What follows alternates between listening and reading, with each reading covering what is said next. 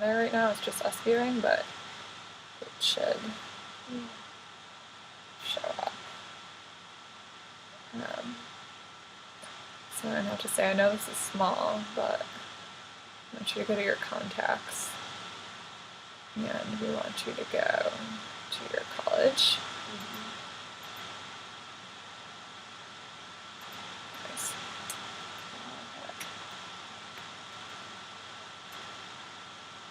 So you're going to want to do a lot of pointing. Okay. So that, because it's going to be small.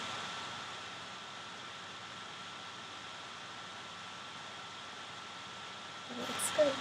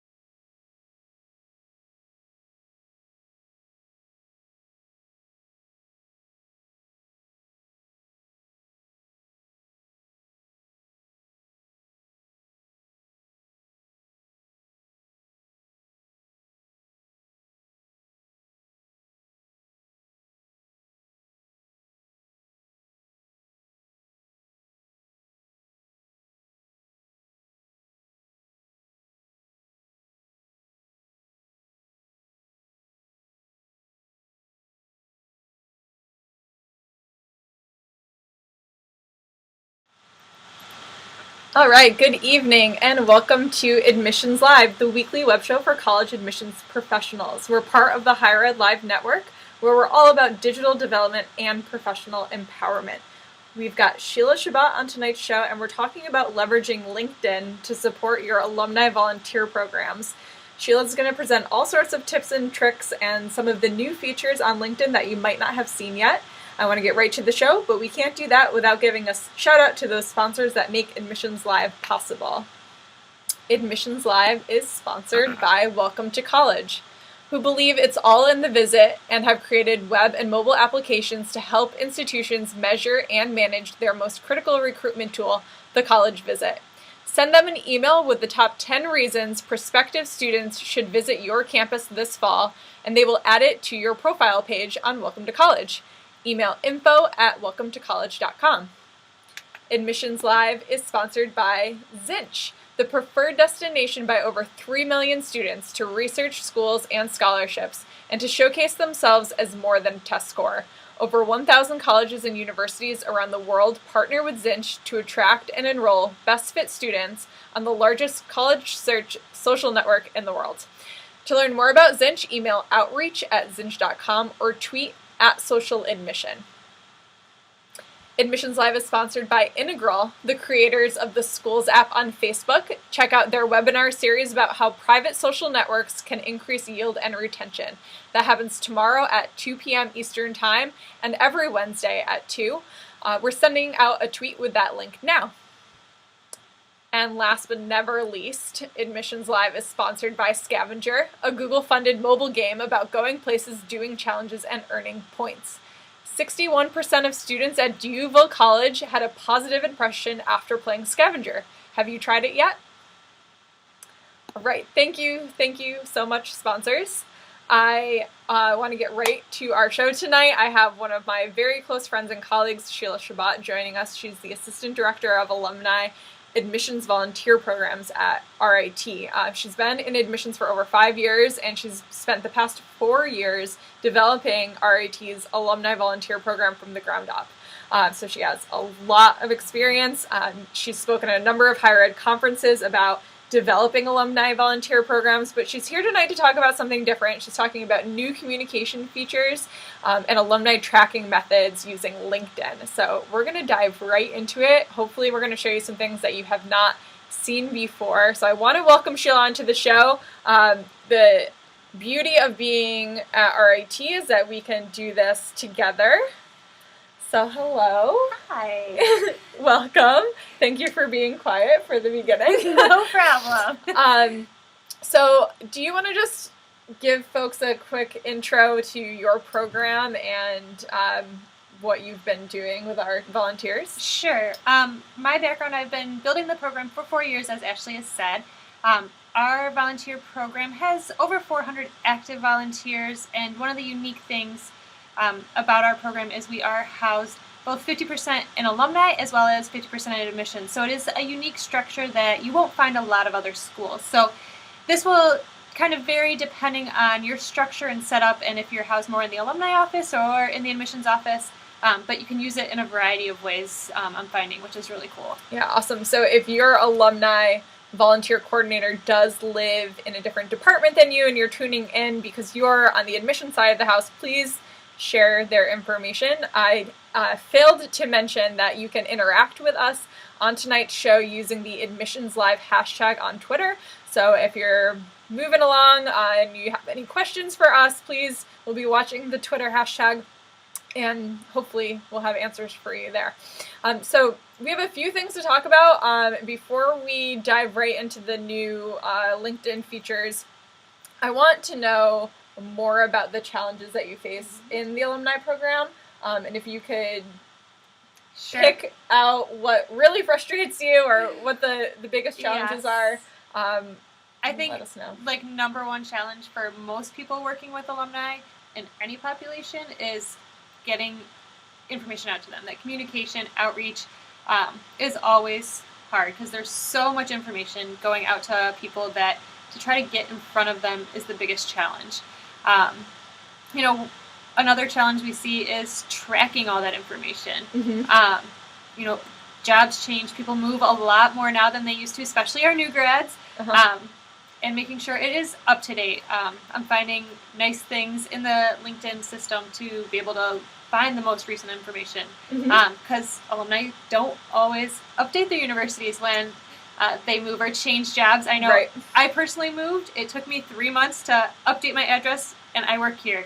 I updated it with HR, but I forgot to update it with our alumni office, and they are two separate systems. So if it took me 3 months and I do this for a living, how many months does it take your average alumni to update their information? It probably is much longer when they realize or they might never update it. Correct. Or it may always be old information until someone from our alumni team finds that data.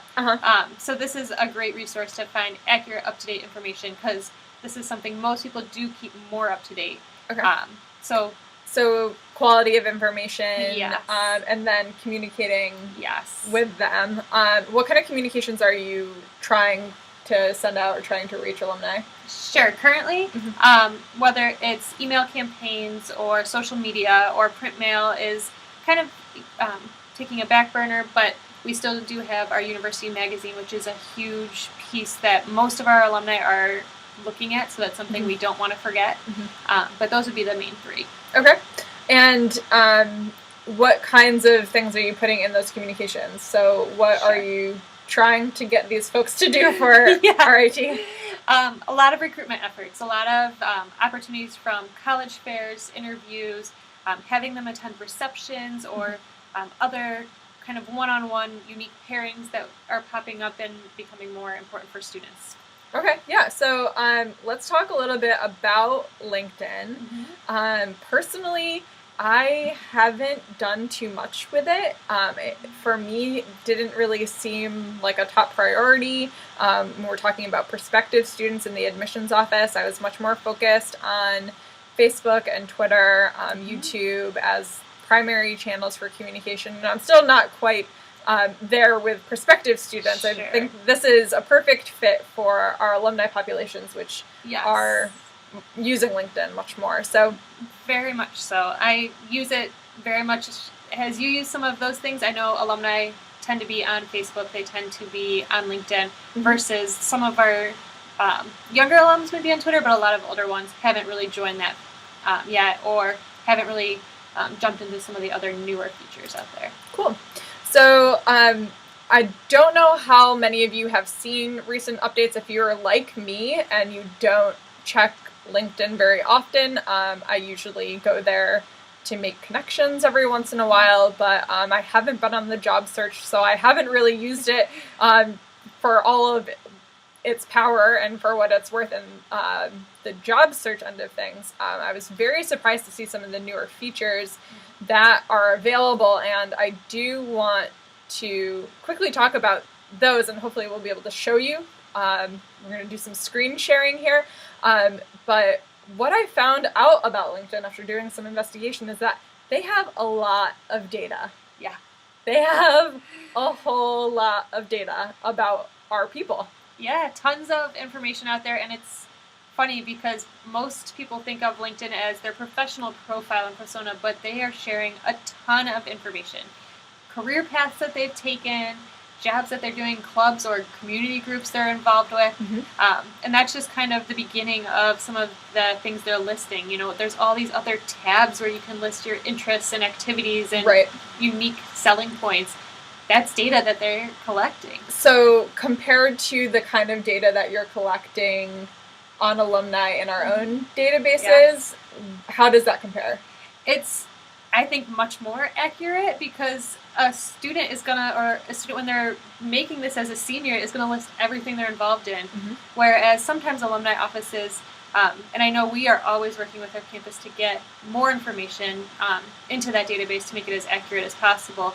But there are sometimes these small clubs that are kind of started from the ground up, and we may not get those lists in the alumni office that here are the members of this club or organization, or awards that were given that aren't linked to a major organization on campus. So those award listings, those clubs, those activities are things that matter to the students that we're trying to outreach with and connect them back to. So it gives us so much more insight on that alum, how they participated. Yeah, I mean, accuracy is huge. If you are going to be putting together a professional profile, not only do you want to make sure that you're highlighting things that you want the world to know about you, but you also really can't fake it on LinkedIn because you're going to be connecting with other people that can call you out on it. So it might be fun to have a different name or have a different job title on Facebook, but it's not something that you're really going to see people doing on LinkedIn. So accuracy, absolutely, I have to agree with you on that.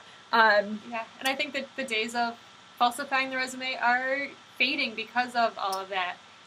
And you'd be surprised how many times from volunteers I still get paper resumes sent to me, and I can go on and look at their LinkedIn profile and compare what are they sending me versus what is out there. Right.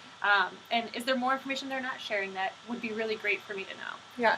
So do you have any sense of the amount of reach that you have on LinkedIn versus the amount of reach that you have in a current database? Do you feel like it's a similar number of alumni that are in there? Is it more? Is it less? Overall, we have a huge population of alumni in our database, but many of them have elected not to receive email or not to receive phone calls or elected different paths, and they may not always remember. At some point they hit a do not respond on an email because they were tired of email that day. Yep. So sometimes we think our reach is a certain amount, but we don't really know if it's going into a spam or if it's not hitting some of those target populations. Right. So it's hard to always judge that comparison. So just looking at the volumes of alumni that you've been able to find on LinkedIn, what's your impression? Sure. I was surprised. In looking at their search results. RIT has over 110,000+ alumni, and on LinkedIn it connected me immediately to like 63,000 of those. So that's a huge population that is putting data out there, and it's accurate information, and it ranges a huge age range, which is really great to see that. And it's also kind of a nice way to validate, okay, who is actively using some of these tools and wanting to connect, because those are the people I want to engage. Absolutely. So putting in year cutoffs, it was a great way for me to see, okay, after 1970, my number only jumped a really small percentage. Yep. I want those more recent alums after that year. And now we're getting into some of the search. So these new search functions that have been made available, there was no formal press release from LinkedIn that I could find. I'm not quite sure when they became available, and when I started speaking with other folks about them, they hadn't seen these features either. So I'm not sure if I just missed the boat on this, or if this is really something that's new and exciting and that I'm sharing with you for the first time. So I hope it is. I am going to switch my camera around so that you can see our screen and see a little bit of the new search functionality that's available on LinkedIn. I'm also going to send out a tweet so that you can go to the site yourself. On LinkedIn, what you would want to search for, and you need to be logged in, but you want to go to linkedin.com/college. So head over there, and we're going to change our camera so that you can see what we're talking about. I'm going to bring you back to the LinkedIn homepage really quick so you can see how we've discovered this page. Like I said, no formal press release. I saw LinkedIn change the look of their homepage maybe about a month or two ago. But when you arrive on the homepage, in this top navigation here, you're going to find that in the Contacts tab, you now have a formal contact with your alma maters. So if I want to go to my alma mater, which is RIT, I'm going to go to this Contacts tab and click on RIT. And this is going to bring you to linkedin.com/college/alumni and a whole bunch of other stuff that they're tracking. But if you're logged in and you just go to linkedin.com/college, you're also going to end up on this page. And at the default, you're going to see your years that you attended. So this is defaulting on my graduate school years at RIT.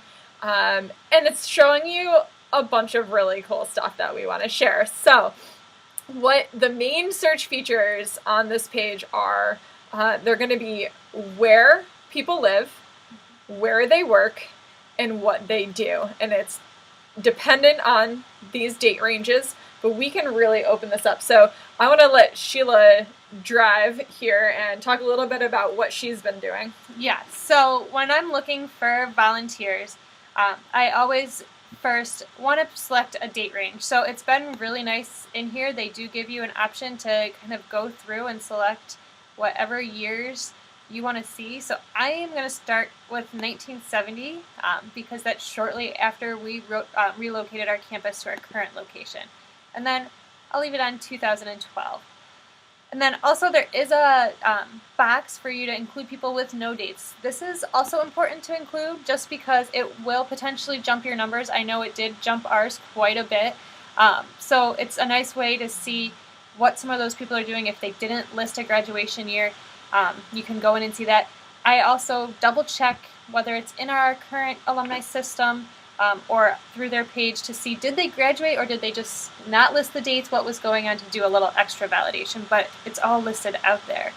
So really interesting right now, just to kind of touch on what we're seeing is at the bottom of this list of data, you're seeing the number of students and alumni found within this date range. So there's that huge 63,000 student and alumni number that Sheila was talking about.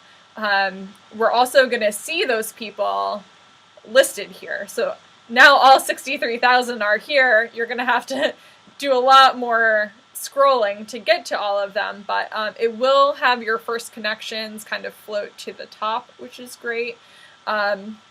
You can also choose to hide those connections if you've already tapped out your personal market.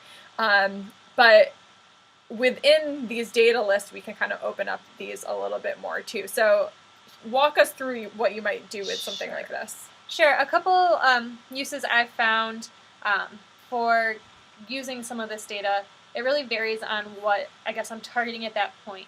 So whether it's connecting a prospective student that wants to meet an alum in their area and have it relative to what they want to study, I can go in and select the greater Boston area. And what's nice about it is when I do that, it does start sorting the companies that are in there, how many people work at those companies that are RIT alumni, and then also what type of jobs do they hold. So, are they engineering students? Are they creative students or salespeople?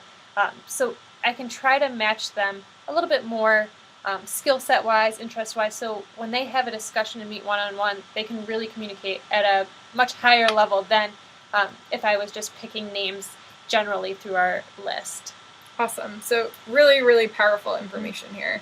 Yes. Yeah, and there are some search features down at the bottom that I've used a few times, so if there's something specific I'm looking for, I can go in and type in those search features. It looks like they're still evolving. It can't search everything, but I've been able to use a lot of this information to really help narrow down those target lists, to give me a group of 20 or 30 alumni to start with, and that's a great population, whereas before I could have been searching for a really long time to try to find those right 20 people in that market region. And to know that they actually still live in that area is huge. Mm-hmm. Mm-hmm. Another feature that I've considered using is actually looking at event locations. We do a lot of events and admissions and trying to figure out where can we hold these events in a cool setting that's not your typical maybe hotel room or event location. Are there companies that can sponsor space or have cool spaces? So that's another great resource. So I hope that was something that you haven't seen before, folks. I'm really excited about the data. Sheila, what other kinds of things might you use this for? So what other kinds of strategies? Sure. Whether it's recruiting new people for whichever roles that I'm utilizing. And you had said college fairs. So yes. If you have an event list that you're not able to fill, you might go after a certain target. Correct. Especially if there's the performing and visual arts fairs. Mm-hmm. I'm always looking for our imaging arts and science alumni. Mm-hmm. So that's a great way for me to go in and say, I want alumni in New York City that are creative. Yep. And I can select those, see those lists, and maybe there was people that I'm connected to that I haven't talked to since I was in college. Yep. Or in quite a while. And it's like, oh yeah, they would be great at this event. Let's outreach to them, send them a quick message through LinkedIn or through their email on their contact page. Yeah, so tell me a little bit about how you can then make the communication point, because that's really the challenge that we have here. What does LinkedIn allow you to do? If you are already connected to the person, you can send them a message right there. I also have used it if I'm not connected to connect with that person, put a little note in who I am. They will go check on me and say, okay, this person is who she says she is. I want to learn more, and maybe have a phone call or follow-up emails, depending on what their interest level is. And I think that's really a really powerful way to communicate with our alumni. Sending that invitation to connect, telling them, hi, I want to connect with you on a professional level. I want to engage you in what's happening at RIT or your alma mater. And here's who I am. And also look at who we're connected to and who we might have in common. It's really an incredible networking tool, but also a way that I would want my alumni relations office to be reaching out to me rather than a cold call, rather than a mass email out to my geographic area. These kind of personal targeted messages, while they might take up more time, I think the response might be higher. So well, and you're building that personal relationship. You're asking of them from their time, their experience, their stories, which if an alum had a great experience at your school, your institution, they usually want to share their stories. That's a very easy thing for them to say, you know, who doesn't love talking about themselves typically? And the nice way to do it is it is not as intimidating as me calling you cold off, you know, out of nowhere, and you're totally caught off guard. It gives you some time to warm up to the idea, maybe go do a little research on your own. 5 minutes, look at, you know, the website, what's out there, a few pieces of information, just so you're more comfortable with it and can wrap your head around it before, you know, you have to make a decision saying, yes, I'd love to, or no, I'm not sure. And would this be something that you would employ a student to do? Have you thought about that? Yes, it takes a lot of training and the right students that you trust to do that, to have that support. You know, to start off, it's good to do it yourself so you know what kind of the response is, what you're seeing trend-wise. That way you can really handle any little issues or bumps that may come up along the road and find nice ways to solve them. So that way, if you do hand it over to a student, there's already set systems in place for that for the most part. Cool. I don't think I would be opposed to receiving messages from a current student that also wanted to recruit me back.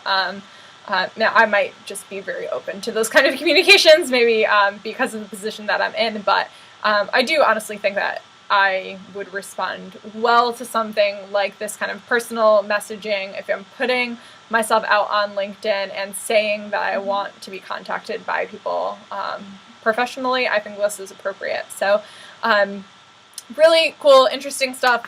Lots of different strategies that you can employ here. If anyone is tuning in to the live broadcast and you want to send any questions our way, please feel free to do so. We're going to be wrapping up the show soon. And I want to talk a little bit about return on investment, because I think it's so important when we talk about new technology, especially when we're talking about communication and things that we absolutely pour a ton of money into, and a lot of human resources into. What is your take on adding this to your toolbox? It's another social network to kind of be keeping tabs on. It definitely would take more of that personal interaction and personal touch, which is going to take more time. So is there real value in this? And on the scale of all the other priorities that you have, where does this fall? It actually, I think, has a huge return. It's really, you can devote as much time to it as you have. So it's not like a page or a website that you have to constantly maintain new information. It's a resource for you to really utilize when you need it. And it's cyclical. So there are definitely times of the year where we need more support, more communications to go out. And those are the times that, you know, I really jump into this. I try to devote more time to this. It's free. So the biggest thing you're devoting is that time. So making sure that you can utilize that, I think it's a win-win for everyone with tons of information. So there's no reason not to go out and utilize that. So the tool itself is free. You don't have to have a pro account. You don't have to have one of those fancy LinkedIn accounts to go out and use it, which I think is fantastic. And I do want to show a few more things that I've discovered kind of beyond what you might want to use this for alumni. I'm going to flip the screen back over because this is just so cool. So let me show you here. I'm going to start all over again to make sure that you know how I'm getting to this information. Again, from the home page, you want to go to your contacts.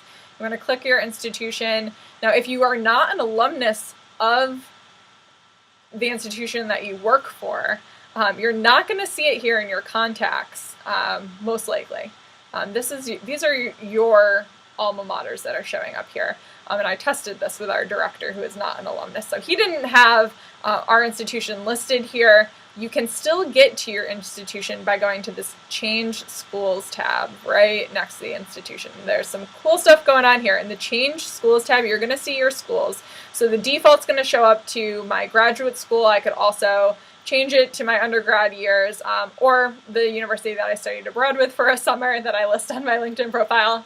But you can also browse schools. So if you want to find the same information about the institution that you're working for, if you did not attend there, you absolutely have access to that and all the other schools out there. So real added bonus, and not just the added bonus for your prospective students who now can also find this information. They can find out where your alumni are going, who the top employers are. Out of the graduating class of 2012, you can just pick graduated students. You can see that a lot of our students are staying here in Rochester. Next biggest city is New York. In New York, we have students at JP Morgan and Martha Stewart and doing engineering, IT, and creative work. So really cool, powerful information to show prospective students. And we know that prospective students absolutely have careers and career outcome on the mind when they're doing their college search. But one other really awesome little tidbit that I'm going to leave you with before we sign off is if you go back into this Change Schools section, you're going to see similar schools to your institution. And this is really cool data. Now, I have to think that LinkedIn is pulling career outcome info on your institution and matching that with career outcome info of other institutions. And if you have ever been involved in a branding campaign or market research for your institution, you know that you pay a lot of money for this information. Who are the schools that are similar to you? So you can see those similar schools right here. And that's beautiful, free information. So thank you, LinkedIn, for providing us with that. I want to thank Sheila for coming on and joining me tonight. I had a lot of fun with it. Thanks for having me. It was great to be here. Absolutely. So I want to invite you all back next week. And every Tuesday at 7. Next week I have Brandon Croak joining the show, and he's going to be talking about private social networks for prospective students. Something near and dear to my heart. Brandon works at Integral, who does have the Schools app for Facebook. I am using something a little bit different. So we're going to have a really great conversation about why private social networks are becoming more and more important for your prospective student audience. So I hope you join us then, and we hope to see you on higheredlife.com. Bye-bye.